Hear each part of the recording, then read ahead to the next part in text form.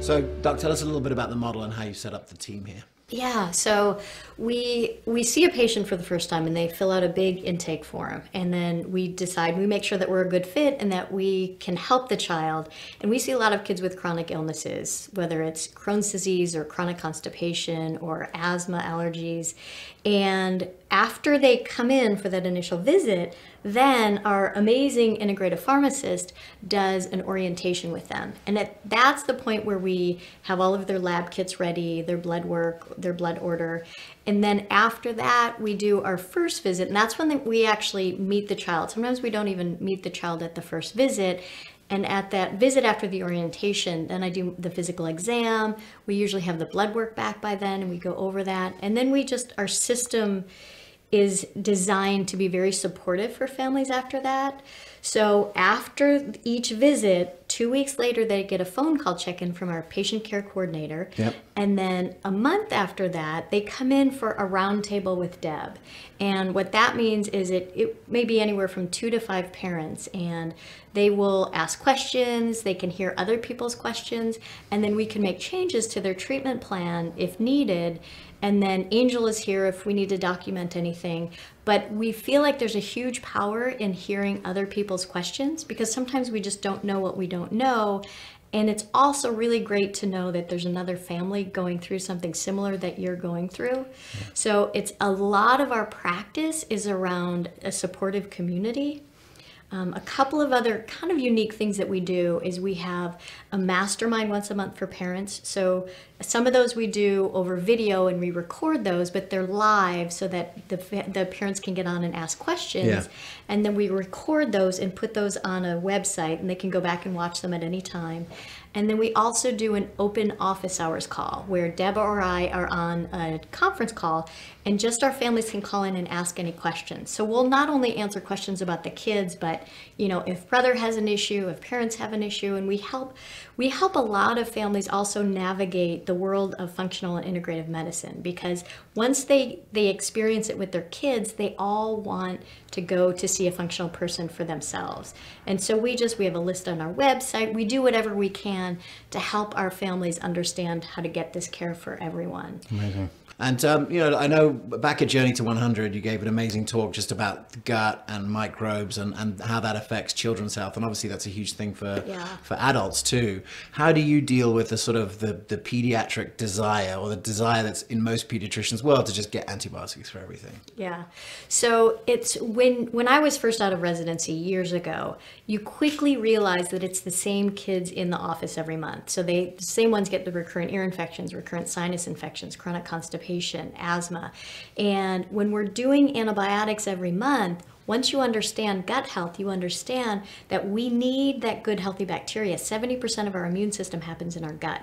So if we're doing all of these antibiotics, we're killing off a big part of our immune system. And when we need antibiotics, I love that we have that ability. Yeah. However, we want to make sure that we're supporting the child's system doing a probiotic. And the research for probiotics and antibiotics goes back to the 70s. So a lot of what we do in functional and integrative medicine isn't new. It's really taking this large body of research that has been available and it's bringing it to the forefront. And I'm not really sure why it has taken us so long. Naturopathic doctors, I think, have been practicing this way for years.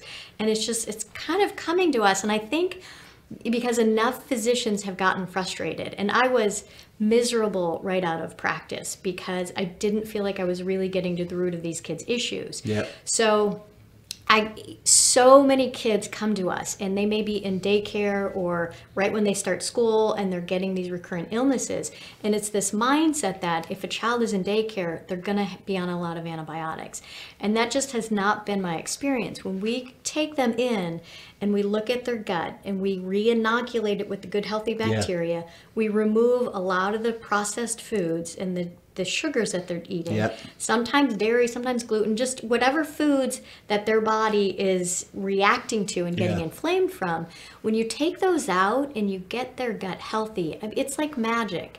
And you want every parent to understand this so that we know you only use an antibiotic when you absolutely need it, but when you fortify the immune system in the gut, antibiotics far often take a back seat and we don't need them. Deb, I know you were a pharmacist for a long time in a traditional setting. What's it like working in a clinic now where drugs is not the first line of defense? It's extremely satisfying to know that we are actually getting to the root of the issues. What I had such a discomfort in seeing people come in time after time getting acid suppressants, and then it would lead to malabsorption of their proteins, and so the next thing would be an antidepressant or an anti-anxiety. And so I saw firsthand how it would snowball. And after having my kids premature, I saw Triplets. Triplets. Can't leave that part out. Triplets in 2004. I just saw how delicate the human body is, but how resilient it was in its ability to rebalance. If we just learn how to take some of these burdens off, and it rebalances on its own. Absolutely. One of the things you mentioned earlier was how you sort of have a one at a time process of things that you introduce with kids. Can you just talk about why you came to that and how you implement it with parents and kids? Absolutely. So the way that we practice, and Deb has been extraordinary at doing research on the supplements we use, and the kids that we see are so sensitive, and I treat a supplement just like a medication, and we do them one at a time for 5 to 7 days at a time, so that we know if they have a good reaction or a bad reaction, we know what it was to. Yeah. And we do everything sequentially, and with the kids sometimes we have to slow down, or we have to back off on something, but it gives us that ability to just be doing one thing at a time. And it's also very important with the process of gut healing, because we don't want to start adding all of these supplements into an inflamed gut, because we're just going to have expensive urine. We're not going to be absorbing them. And so part of what we're doing is just making sure their gallbladder is functioning. We're helping the pancreas by using some digestive enzymes. We do stool studies in urine organic acids on most of our patients, so we can really tailor the probiotics. So we're really strategic and individualized about the supplements that we're using. But that's also because we have a patient population that is pretty chronically ill. Yeah. So it's a lot more intensive with the patients we see in our practice.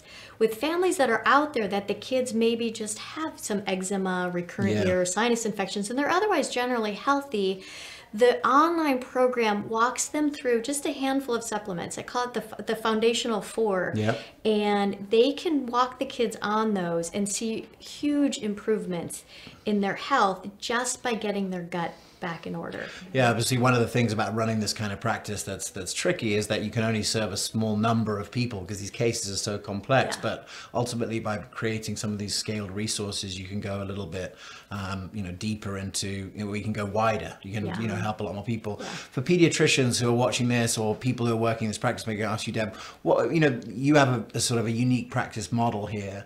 If you're just sort of a pediatrician on the front lines and you think, look, I know this is, what are some easy things that you found that like any person dealing with kids could incorporate into their practice, sort of low-hanging fruit of this evolved pediatrics? I love, foremost starting with nutrition and educating on sugar content. My husband and I do a lot of that on the side.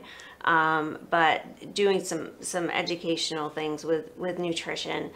I think that if we look at, our body's resources and supporting our digestion with digestive enzymes and probiotics, those are very foundational things that if we can take that level of burden off and allow our body to manage its resources, it's amazing what kind of rebalancing we can get to at the cellular level. Yeah. Deb's sort of catchphrase is heal thyself. And so we always are talking about, we want to get really healthy cells, healthy cell walls. And that's why we don't have to do a whole bunch of supplements ongoing. You know, we have those foundational supplements, but once we get the cells healthy, the neurotransmitters are going to work. The signals are going to be much better. Yeah. Which is why I laugh when people say we practice voodoo medicine, because when you go back to it, it's high school biology. Yeah. We're going back to the cell and Yeah. healing that, the integrity, and the whole system will be resilient. Yeah, so what's it been like integrating with, because you're not the primary pediatrician, I'd imagine you're a sort of chronic specialist at this point. You know, how's it been integrating with other pediatricians and then also with other specialists or other types of providers? Yeah. So we have many pediatricians in Charlotte who are interested in integrative and functional medicine. They practice it with themselves. They just don't know how to implement it with their patients. So they send their families here. And then we've also had we've had a psychiatrist call us and say, hey, can you teach us what you're doing? Because they see the results with their families. And then we've had one of our GI doctors in Charlotte asked, Deb prepared a little packet for him, and we explained everything that we're doing because he was seeing such good results with his patients that we're seeing. So amazing, great community starting to build. And I get one of the things I know is that you have a naturopathic doctor on the team. What role does she play, and how do you sort of coordinate between all the people in the crew? Yeah, so Isabella is amazing, and she works with me in the visits, and she actually takes notes, and then she's right there and able to answer questions. She's really good with herbs, which is not something I've spent years studying like she did. So she'll be able to answer those questions, insert the herbs. She's phenomenal with essential oils. So everybody has our uniques. And I would say Deb is amazing with our stool studies and our organic acid testing and really helping find the products that we need. I mean, we order some things from England, we get some things from Canada. So everybody has their role. And on Tuesdays, Deb and I do a case review where we go through the cases together with what we're going to see for the week. And so it's amazing. It saves the family's time, because instead of me having to say, okay, I'm going to send you, over to this practice to see a naturopathic doctor or a pharmacist, we're all right here talking about the cases all the time. Absolutely. So Deb, I know your role is you're doing, getting into a lot of the deep testing. What are the kind of testing you use, and how do you look to get to the root cause of some of these chronic pediatric issues? Well, what I've found is that if we do the 3-day stool study with parasitology, and we also check for H. pylori because we want to make sure that we're being as thorough as possible. And we also do a urine organic acids. By getting that data along with any of the blood results, blood testing, if we put that together, we can really get a very tailored plan and really hit the ground running once we get some of the foundational things going. So a couple of the families, I mean, we've had probably 4 kids in the last 7 months come up with parasites. One of them had been diagnosed with celiac disease, and she in fact had a parasite. So, the jury is still out. We're not sure, does she really have celiac disease, or were those antibodies becoming positive because of the underlying inflammation from the parasite? So these are just things we're looking into. Once you start to realize the magnitude of that effect, if we could offer this to everyone, what could be uncovered? What's it like having someone else in the practice that you can sort of like collaborate over cases with, think through? It's amazing. And I had this moment over the weekend. I did kind of this crazy thing where we sat in an ice bath, and I came out of the ice bath, and when you do things like that, it's you kind of evaluate your life. And I really had this sense of, I know professionally I'm doing exactly what I'm supposed to be doing. And I feel like it's such a satisfying thing. And to have Deb to say, hey, what do you think of this? And she is the deep dive researcher. And we both have our strengths. And so I just think we complement each other so nicely. Mm-hmm. Yeah, I think that's it. I mean, I think that we both listen to our intuition, but we also allow the parents' intuition to guide us as well, because we know that a parent that comes in with a burning concern and they have something on their mind, there's a reason why that concern is put there. So we never, glaze over anything of that sort. So yeah, absolutely. Let's talk about that, because I know a lot of parents are frustrated with not being heard, their data not being taken into account in this kind of situation, or just like the 7-minute visit. What is it like for parents being in this part of the practice? Well, what I like to do is, if they do come in with a lot of data, we do have a lot of patients that do come in with a long history, and we do take that history into consideration. But the one thing that we try to do is to let the parents look at their children as their children and just have joy and be with their children. And we try to take that binder of paperwork away and start letting them know that we're going to be the ones that start getting traction and with their treatment plans, that they don't have to be up at night, on the web, on Dr. Google searching anymore. So how do you help the parents to be able to continue the care at home? Because that's really where health happens, right? Yeah. And it's the things that we're doing. That's such a good question, because it's sometimes it's an easy recipe to think for us to figure out, but it's not always easy to implement at home.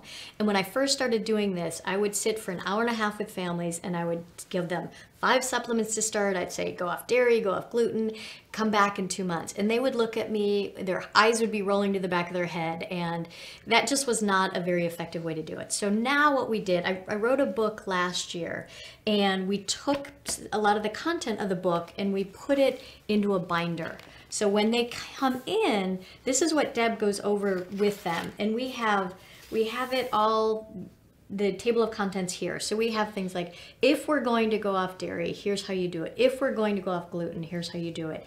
If the kids get sick, here are some of our natural remedies. You always, they always need to see their primary care doctor if it's needed, but here are some things stay that out you of the do primary to care support doctor's it. office, Yes, right? yeah, Okay. basically. Yeah. So we have this, and they can use it as a resource. They don't have to study it, and if they're not going off dairy, they don't need to sit and memorize that chapter, but it's just a great resource. And then, because a lot of times the moms come in, and it's a ton of information for them to articulate to dad. Yeah. So this is helpful for dad to look at and say, oh, okay, here's a smoothie, or here's a recipe that I can make on Saturday morning for the kids when mom is off duty. And it's also a great burden for them when someone asks them the why behind what they're doing. I always tell them, feel free to use this to communicate the why, because this has a lot of the science behind it. And I love to give them that gift to unburden themselves and actually be able to pay it forward and share. It's a great point, because one of the things is these kids go and they stay at grandparents' house, they stay with aunts and uncles, they stay with neighbors, and we have to continue what we're doing no matter where they are. And so it's really helpful for families to have the resources that they can share with their family members. It sounds like, earlier you were talking about just the doctors that you're working with, and then now I see in there like local gluten-free restaurants and other things too. It's almost like creating a healthy ecosystem, because ultimately you're talking about changing quite a lot of things, right? Yeah, and it's so much fun, because the families who come to us are seeking this out, and usually they're the only ones in their little sphere of life that are doing this. Yeah. And so they get to come here and meet other families that are doing it, and inevitably their friends see what they're doing and they start to ask questions. Yeah. And then, I've had families come in who saw how healthy the child got in daycare, and so then they wanted to come in so that their child would be healthy. So it's definitely the onion layer, where you start off with food and then you realize, oh my gosh, what are we putting on our skin? What are we using for deodorant? What's in the water that we're drinking? But if we started to talk about all of that at first, people would go running out the door. Yeah. So we just let that evolve. And that's why we do our masterminds, because then that's where we start to teach other concepts that the families, when they're ready, then they can start to learn the other things. One of the reasons why I wanted to come here and talk to you guys is because this is Charlotte, North Carolina, right? This isn't California. This isn't New York. This is not necessarily a traditional bastion of holistic pediatrics, right? What's it been like? I know you've been at this a long time. What's it been like, the journey to see, how people are opening up to these kind of concepts just in your career? It's been phenomenal. Because when I first started doing this, my partners at work would be like, "What's that voodoo medicine you're doing, Sheila?" You know, and then a year later, they're asking me, "Okay, what are the dose of those probiotics, and which one do we give?" So it's really come full circle, and I feel extraordinarily lucky because Charlotte is such a close-knit pediatric community, and since I trained here, I know everyone. Yeah. And so they have been really supportive, at least to my face.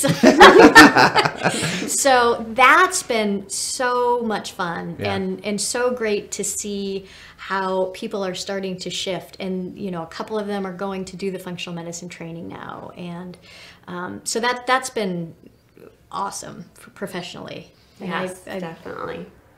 Yeah, and just to have a specialist reaching out to us and just seeing the ripple effect within the community is amazing. Beautiful. I know you guys have an occasional functional forum meetup group. What's it like to meet up with other practitioners in that sort of community and share with what you're doing there? It's constant conversation and sharing. Yeah, it is, and what's working and what isn't working, and you know, it's great. That is essential, I think, to be able to have that connection. Always talking to colleagues, and because none of this, you can't open a textbook for some of these things. It's getting to that point where we will be able to, but there isn't always a textbook to say, okay, here's this lab value. What are we going to do for this? So we're always talking to other practitioners, not only about the patient care, but about their business model and how they're running their practices. Yeah. Mm-hmm. Maybe both of you, could you give us sort of an example or a case of a kind of a child that you've seen that you've done things differently and you've had a different kind of result, just to give people an idea at home of what this looks like in daily practice? Yeah. So one of our patients, and it's actually a family who I used to see when I was doing primary care. So I'd seen him as a baby, and he had some of the worst eczema I'd ever seen, and asthma, food allergies, and he did a whole lot better, and then circled around later.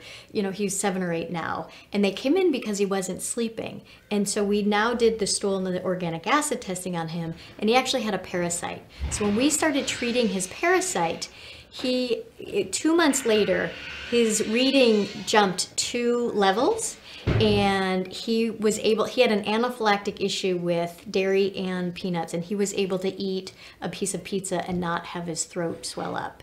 So, and again, we don't know exactly if it's because of the parasite treatment, but it coincided from a time standpoint of after we got that treated. And the teacher actually called mom and said, "I've never seen a child progress this quickly in the reading group." Deb, you got one you want to share with us? Yes, we have this one little girl who's 12 years old, and she came in with thyroid issues.